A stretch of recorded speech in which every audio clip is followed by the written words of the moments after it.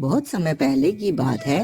धौलपुर गांव में भागीरथी नाम की एक औरत अपने परिवार के साथ रहा करती थी।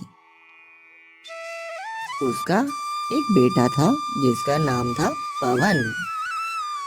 पति के देहांत हो जाने के कारण भागीरथी बहुत ही अकेली हो जाती है और उसके परिवार में गरीबी छा जाती है।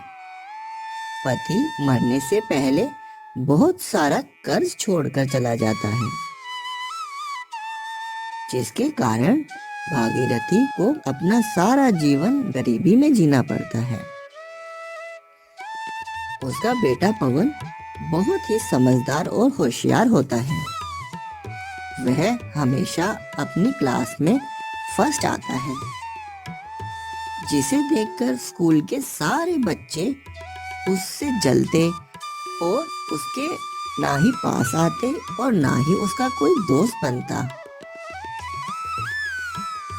यह देखकर पवन कभी कभी बहुत ज्यादा दुखी हो जाता, पर पवन बहुत ही अच्छा और नेक बच्चा होता है। भागीरथी हमेशा अपने बेटे को यही समझाती कि बेटा, तुम हमेशा एक अच्छे और ईमानदार इंसान ही बनना। कभी भी किसी के साथ बेईमानी मत करना, क्योंकि ईमानदारी का रास्ता ही सच्चा रास्ता होता है। पवन अपनी माँ को घर घर काम करते देख बहुत दुखी होता। पवन अपनी माँ को परेशान बिल्कुल नहीं देख सकता था, इसलिए वह भी कभी कभी अपनी माँ के साथ काम करने लगता। तब भागीरथी उसको बोलती कि बेटा, तू पढ़ लिख कर अच्छा अफसर बन जा, मुझे बहुत खुशी होगी। ऐसे ही कुछ दिन बीत गए। पवन की माँ दिन पर दिन बूढ़ी होती जा रही थी। पवन को यह देखकर बहुत दुख होता और दुखी होकर वह एक पेड़ के नीचे जाकर बैठ जाता है। तभी वहां राजू आ जाता है। राजू उसी गांव के एक सेठ का बेटा था, जो कि पवन के स्कूल में ही पढ़ा करता था। राजू आकर पवन का मजाक उड़ाता है और उसे बहुत कुछ सुनाता है कि कैसे उसके बाप ने बहुत सारा कर्जा हमसे लिया हुआ है, तुम लोग तो हमारे गुलाम हो, और हंसता हुआ चला जाता है। यह सुनकर पवन और भी ज्यादा दुखी हो जाता है। फिर अगले दिन स्कूल में मास्टर जी बच्चों को कुछ काम देते हैं और कल तक सारा काम जमा करने के लिए बोलते हैं।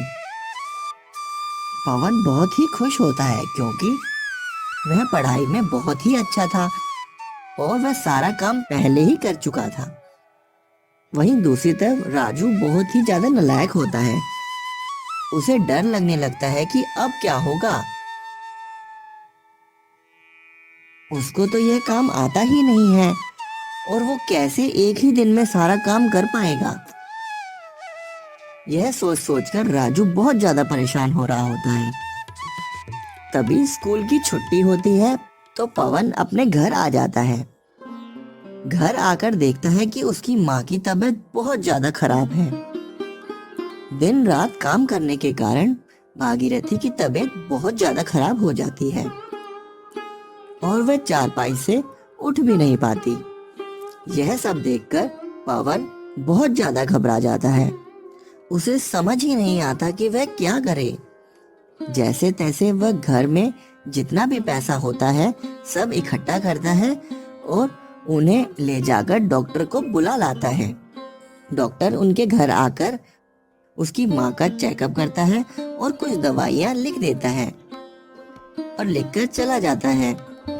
अब पवन को यह समझ ही नहीं आ रहा होता है कि वह दवाई किस पैसे से लेकर आए, क्योंकि सारे पैसे तो डॉक्टर की फीस देने में ही निकल गए। उसे कुछ समझ ही नहीं आ रहा होता है। तभी उसे उस सेठ की याद आती है और सोचता है कि वही मेरी मदद कर सकते हैं। वह मदद मांगने के लिए सेठ के पास जाता है। सेठ बहुत ही लालची और बेईमान इंसान होता है।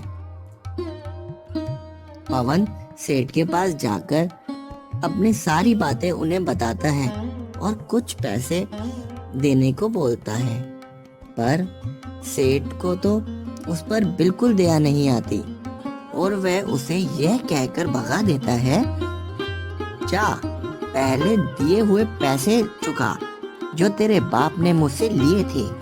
यह कहकर उसे अपने घर से जाने को बोलता है। यह सारी बातें सेठ का लड़का राजू सुन रहा होता है। जब पवन सेठ के घर से बाहर आ जाता है तो उसे कुछ समझ नहीं आ रहा होता है कि वह कहाँ जाए, किससे मदद मांगे। तब राजू उसके पास आता है और बहुत ही चालाकी से यह बात बोलता है कि मैं तुम्हारी मदद कर सकता हूँ, पर एक शर्त पर। पवन कहता है कि क्या शर्त है वो? राजू कहता है कि मैं तुम्हारी दवाई के पैसे लेकर आ जाऊंगा, पर बदले में तुम्हें मुझे अपने स्कूल का सारा काम कर देना होगा, ताकि मैं कल उसे स्कूल में जमा करा के फर्स्ट आ सकूं। यह सुनकर पवन हैरान हो जाता है। उसकी सारी मेहनत जैसे बिक रही होती है, पर वह कर भी क्या सकता था। वह यह सब करने के लिए हाँ बोल देता है। राजू उसे कुछ पैसे लाकर देता है, जिससे पवन जल्दी से जाकर दवाई खरीदता है और घर पहुंचता है और जाकर अपनी माँ को दवाई खिलाता है और उनकी बहुत सेवा करता है। फिर वह पूरी रात मेहनत कर सारा काम खत्म करता है और सुबह राजू को स्कूल का सारा काम कर दे देता है। क्लास में मास्टर जी सबको अपना काम जमा करने को बोलते हैं, तो सब बच्चे अपना अपना काम जमा करवा देते हैं, पर पवन ही एक ऐसा बच्चा होता है जिसने अपना काम नहीं करा होता। यह देखकर मास्टर हैरान हो जाते हैं कि ऐसा कैसे हो सकता है। इतना होशियार और ईमानदार लड़का जो हमेशा पहले स्थान पर आता है, आज उसने काम ही नहीं किया। मास्टर जी जब राजू का काम देखते हैं तो उन्हें समझ में आता है, आखिरकार वो तो मास्टर जी है ना। वह उसकी कॉपी पर लिखी राइटिंग को पहचान लेते हैं और राजू और पवन दोनों को अपने पास बुलाते हैं और उन्हें सब कुछ सच सच बोलने को कहते हैं। पहले तो पवन और राजू दोनों झूठ बोलते हैं, पर मास्टर जी के आगे सब सच सच निकल जाता है कि कैसे पवन ने अपनी माँ की दवाई के पैसों के लिए सारी रात मेहनत करके राजू के लिए सारा काम किया। यह सब सुनकर मास्टर जी को पवन पर बहुत प्यार आता है और वह उसे गले से लगा लेते हैं और साथ ही स्कूल की तरफ से उसे इनाम भी दिया जाता है। और दूसरी तरफ राजू को बहुत ही ज्यादा डांट लगाई जाती है। उसके पिता सेठ को स्कूल में बुला लिया जाता है और उसे सब बातें बताई जाती हैं। सेठ को अपने और अपने बेटे की करतूतों पर बहुत शर्मिंदा होना पड़ता है। वह मास्टर जी के साथ पवन के घर जाता है और पवन और उसकी माँ दोनों से माफी मांगता है और भविष्य में कभी भी ऐसी गलती ना हो ऐसी कसम खाता है। तो दोस्तों, इस कहानी से हमें यह शिक्षा मिलती है कि हमें कभी भी किसी की मजबूरी का फायदा नहीं उठाना चाहिए। हमेशा ईमानदार होकर सारा काम करना चाहिए।